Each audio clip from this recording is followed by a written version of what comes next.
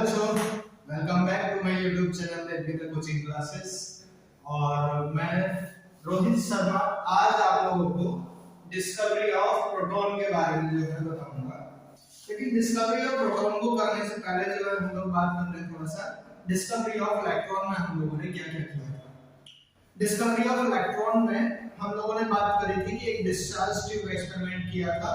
एक discharge tube ली गई थी और डिस्चार्ज ट्यूब किसे बोलते हैं हम क्या करते हैं, एक ट्यूब ले लेते हैं और उस ट्यूब के अंदर से सारी गैसेस को वैक्यूम पंप की हेल्प से जो है बाहर निकाल देते हैं और उसके बाद उसका प्रेशर डिक्रीज करके हाई वोल्टेज अप्लाई कराते हैं। और जब हाई वोल्टेज होते थे तो उस वजह से कंडक्शन पॉसिबल हो पा रहा था और कुछ रेज थी जो कैथोड से एनोड की तरफ मूव कर रही थी।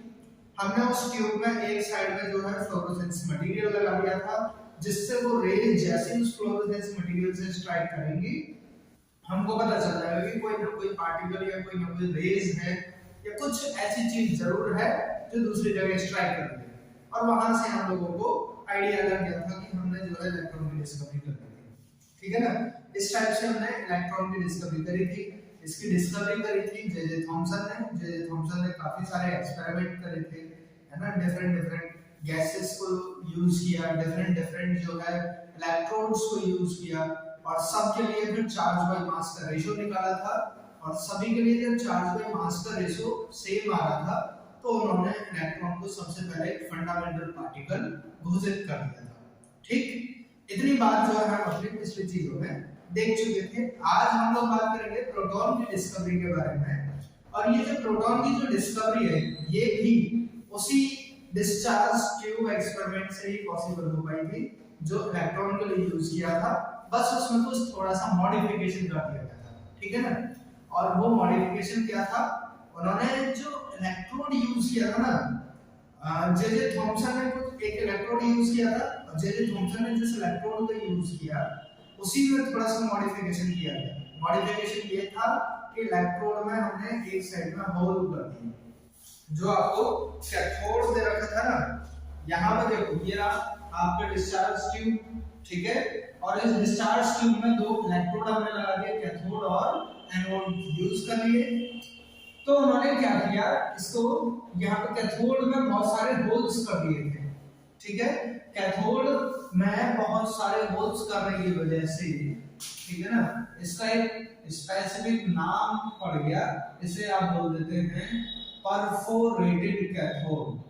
परफोरेटेड कैथोड, ठीक है ना। कई बार ये कंफ्यूजन हो जाता है, मतलब बुक्स में जो है सीधा सीधा नाम दे देते हैं, डायग्राम में जरूर बोल दिखाएंगे लेकिन ऐसा रिप्रेजेंट करके नहीं दिखाते तो हमें आइडिया नहीं लग पाता है कि व्हाट इज परफोरेटेड कैथोड, तो हमें पता होना चाहिए, ठीक है ना। तो कोई एक ऐसा कैथोड जिसके साथ होल हो रहे हो, जिसमें होल हो रहे हो, ऐसे कैथोड को हम लोग क्या बोलते थे, परफोरेटेड कैथोड बोलते थे, ठीक है। ये हुआ था जो मतलब अभी प्रोटॉन की डिस्कवरी से उन्होंने करी वो गोल्डस्टीन थे, है ना। Existence of positively charge particle के बारे में जो बताया वो गोल्डस्टीन ने बताया था। तो गोल्डस्टीन ने क्या किया, इस कैथोड में होल कर दिए थे और फिर वही पुराना वाला प्रोसेस था, कुछ जो है प्रेशर को थोड़ा सा इंक्रीज कर दिया था।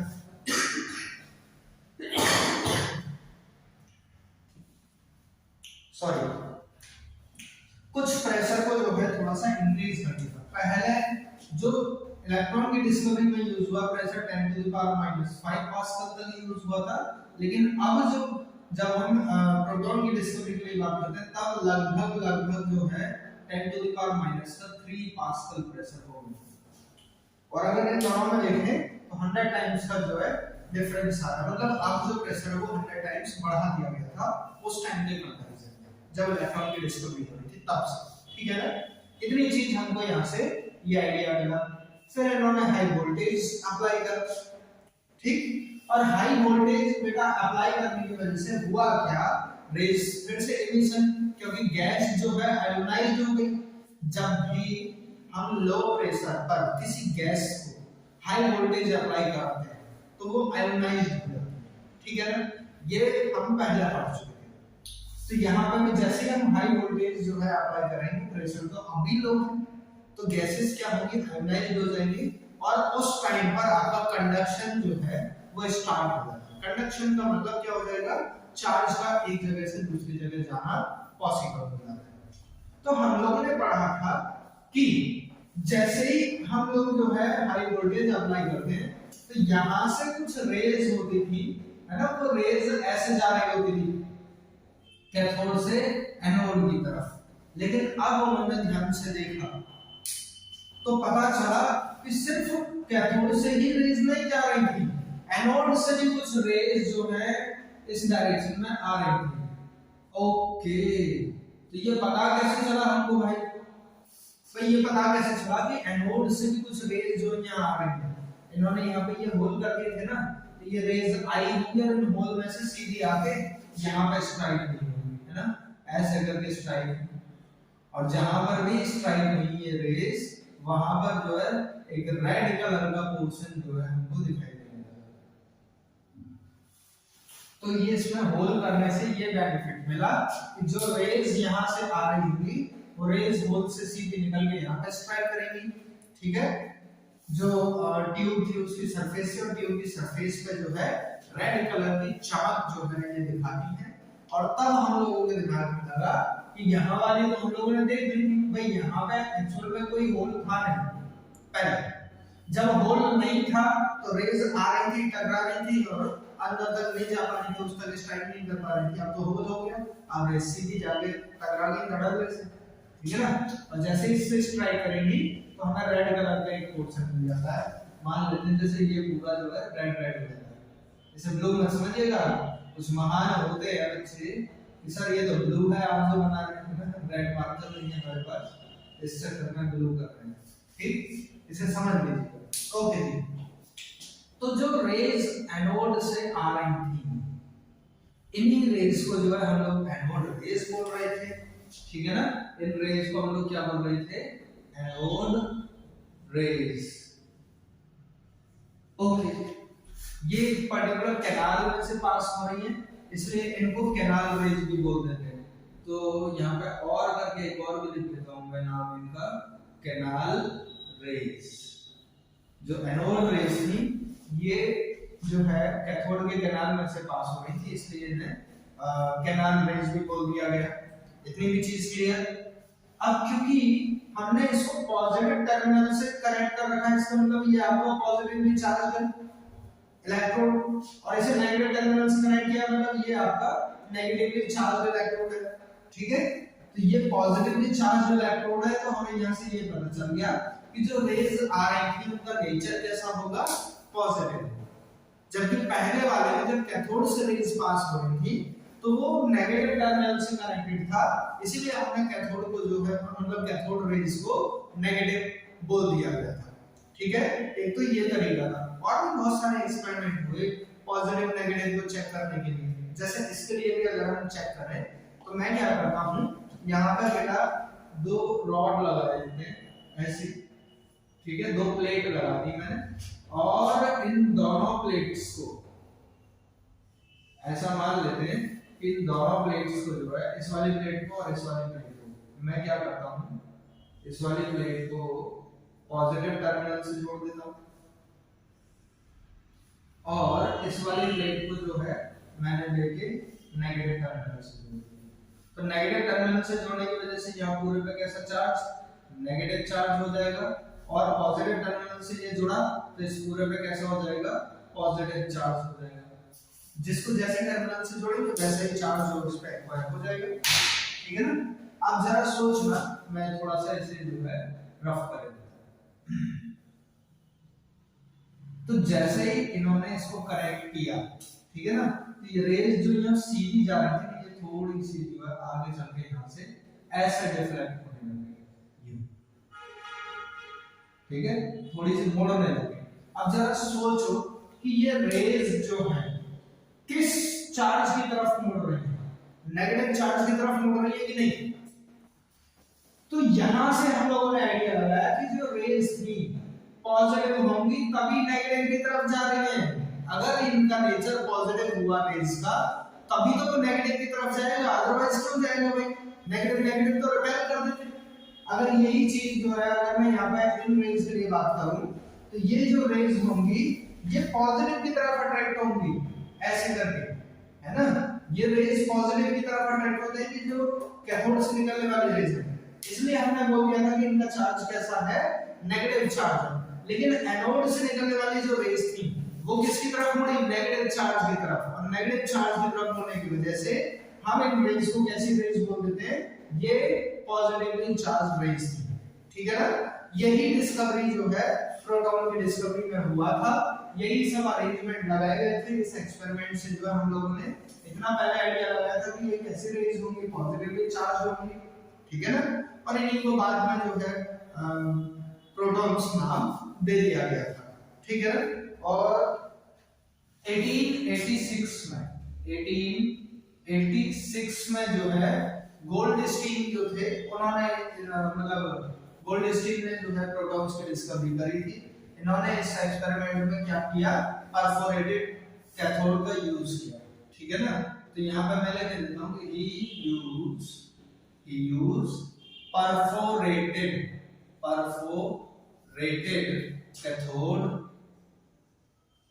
अब बेटा इसके लिए हम लिख सकते हैं कैथोड विद होल लिख सकते हो, है ना, कि ऐसा कैथोड जिसके साथ होल्स है। ओके, परफोरेटेड कैथोड लेने की वजह से हुआ क्या कि जो एनोड से निकलने वाली रेज थी वो सीधी सीधी होल से पास हो गए और ट्यूब की सरफेस से जो स्ट्राइक कर गई, ठीक है ना। तो पहले पॉइंट में तो हमने यही लिख दिया, ठीक है ना। और यहाँ पर फिर मैं लिख दूंगा कि rays coming from anode passes through holes of cathode and strike with surface of discharge tube. Okay, tube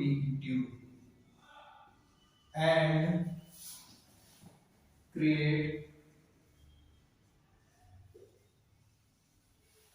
red deflection या फिर डिफ्लेक्शन नहीं, इल्यूमिनेशन। रेड कलर का जो है इल्यूमिनेशन जो है क्रिएट किया गया, ठीक है ना। इससे हमको आइडिया लग गया कि भाई एनोड से भी रेज आ रही हैं, क्योंकि पहले हमको नहीं पता था, जब तक यहाँ पे होल नहीं करे थे हमको ये पता ही नहीं था कि यहाँ से जो रेज निकलेंगी तो यहाँ से भी कुछ रेज निकलेंगी। हम लोग तो सिर्फ यही सोचे बैठे थे कि सिर्फ कैथोड से रेज निकलती है और एनोड की तरफ जाती है, इतना अपने आप को मतलब हमें पता चल गया था, बस इससे ज्यादा नहीं जानते थे। लेकिन जब गोल्डस्टीन ने क्या किया, इसमें होल कर दिया और यहाँ से निकलने वाली रेज की वो स्ट्राइक भी उन्होंने देखा यहाँ पर, तब जाकर उनके दिमाग में आइडिया आया कि जिब्बा इसका मतलब एनोड से रेज निकल रही होंगी और वो सीधी होल में से पास होकर यहाँ इस सरफेस से स्ट्राइक कर रही होंगी। तब जाकर हमको पता चला कि ये भी कोई रेज है जो एनोड से निकल रही है, क्योंकि एनोड का नेचर जैसा पॉजिटिव, इसलिए इससे निकलने वाली रेज को हम लोग पॉजिटिव बोल रहे थे। और भी अपने पास जो है मतलब सिर्फ थ्योरेटिकल कांसेप्ट ही नहीं था, प्रैक्टिकल कांसेप्ट थे अपने पास कि क्यों ये पॉजिटिव है। इसके लिए हमने बोल दिया दो प्लेट लगाई, एक प्लेट को नेगेटिव टर्मिनल से जोड़ दिया और दूसरी प्लेट को पॉजिटिव टर्मिनल से जोड़ दिया, ठीक। और जैसे ही हमने रेज को देखा कि ये रेज जो है ना यहाँ पर स्ट्राइक करने लगी, ठीक है, बीच में से ये मुड़ने लगी और नेगेटिव चार्ज की तरफ मुड़ी। नेगेटिव चार्ज की तरफ मुड़ने की वजह से हमको प्रूफ मिल गया कि हाँ जी ये आपकी पॉजिटिवली चार्ज रेज है, ये हर किसी के लिए एप्लीकेबल है, ये भी इंडिपेंडेंट थी नेचर ऑफ इलेक्ट्रोड से। इलेक्ट्रोड कोई भी यूज कर लो आप, हर किसी के लिए इंडिपेंडेंट, मतलब सेम जो है इनका एक्सपेरिमेंटल रिजल्ट जो है आ रहा था, इसीलिए हमने इनको भी फंडामेंटल पार्टिकल नाम दिया, बाद में इनका नाम जो है प्रोटॉन पड़ेगा, समझे। तो ऐसे करके जो है प्रोटॉन की डिस्कवरी हुई थी, इसमें भी हमने जो है हाई वोल्टेज अप्लाई करे थे, ठीक। अब ये जो है यहाँ से इसके बारे में अगर इनकी प्रॉपर्टीज के बारे में बात करें बेटा, तो इसमें ये ना हम बहुत सारी चीजें कर देते थे। यहाँ पर भी हम फोटोग्राफिक प्लेट लगाएंगे जैसे इलेक्ट्रॉन की डिस्कवरी के टाइम पे लगाई थी, ठीक है ना। वो फोटोग्राफिक प्लेट क्या करेगी, इन रेज के फोटोज को कैप्चर कर लेगी, ठीक। और रेज को कैप्चर कर लेगी तो फिर हमें इनका भी नेचर तो पता चलेगा। तो हमें पता चला कि जो एनोड रेज होती हैं, anode rays are travel in a straight line, in a straight line। Anode rays के बारे में मतलब प्रोटॉन्स के बारे में हमको पता चला कि ये रेज भी आपकी स्ट्रेट लाइन में ही ट्रेवल करेंगी, ठीक है। एक तो हमें ये पता चला। दूसरी चीज हमने फिर यहाँ पे एक पैडल व्हील भी लगा दिया इनके बीच में रास्ते में, है ना। तो ये व्हील लिया ऐसे करके, ये लगा देते हैं यहाँ से, ये ऐसे। तो इन्होंने क्या किया, रेस ने इस पैडल व्हील को भी घुमाया। They can rotate paddle wheel, और पैडल व्हील को रोटेट करने से हमको पता चल गया कि एनोड रेस के पास भी अपना कोई मोमेंटम होगा, मतलब उनका भी अपना कोई मास होगा, उनका अपनी कोई वेलोसिटी होगी।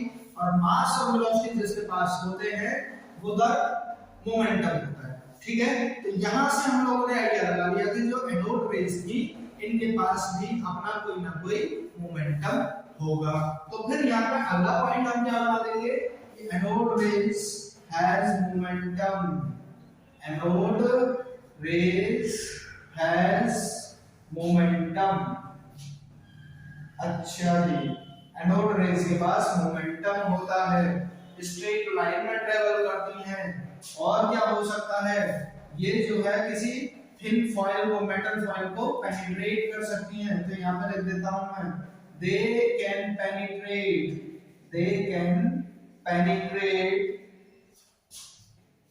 the thin sheet of metal। Okay जी, ये भी हमको पता चल गया। और क्या पता चल रहा है कि ये जो रेज है वो पॉजिटिवली चार्ज्ड है। तो यहाँ पे मैं लिख देता हूँ anode rays are positively charged,